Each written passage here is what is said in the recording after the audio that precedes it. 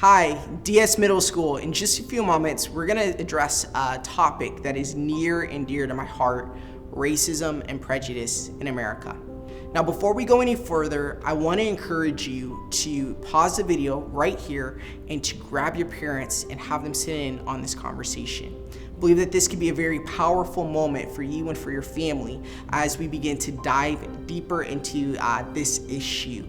And as you guys begin to identify a place to where you want to take a stance against racism and prejudice in America. Now, I want to say to each and every one of you guys that I wish none of you would ever experience racism or prejudice in your lives. The truth is, at some point in our lives, we may experience that. People may discriminate against us, people may look down at us, people may even call us names based off of the color of our skin rather than judge us based off of the content of our character. That part breaks my heart. See, as I've been looking at the news and as I've been looking at media, one thing that I see so much of that breaks my heart the most is that we're missing love in the dialogue. We're missing this idea of celebrating people's differences, celebrating their different ethnic backgrounds, their different places of life that they're at, and we're missing all of it, and it just drives me crazy. It drives me crazy because God created us to be different. Did you know that? That God created you to be different.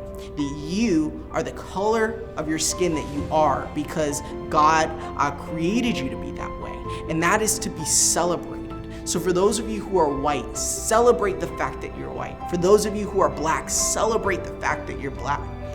For those of you who are Hispanic, celebrate that too. Why? Because God created you to be different. And honestly, God is celebrating that truth too.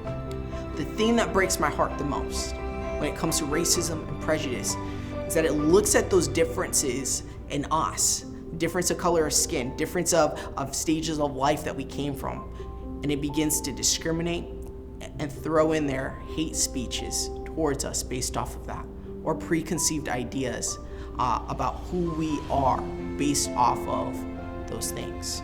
I want to tell you, for such a long time, the church has remained silent about it.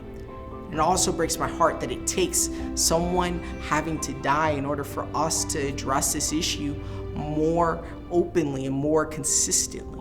I think that we should be talking about racism in America and prejudices a lot more than what we have. And I believe it starts by us calling out those two things for what they are, which is sin. I believe it also starts with us calling out people whenever they begin to throw out hate speeches or begin to discriminate against someone else because of the color of their skin, because of their social status or their ethnic background. Any of those things, we should call those out in the moment.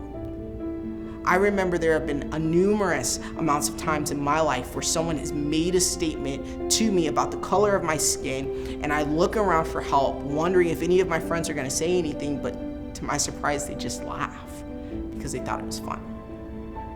I think God is calling us as a church and even calling you at home to take a stance against that we should be about loving other people because God has created us to love others. I believe that God wants you and your family, even today, as you guys are wondering what should we do with all of this. You might even be falling into despair, even into depression about what it is. It's broken. Our system this is all we've known. What do we do? I want to encourage you guys. This is what I believe God wants us to do.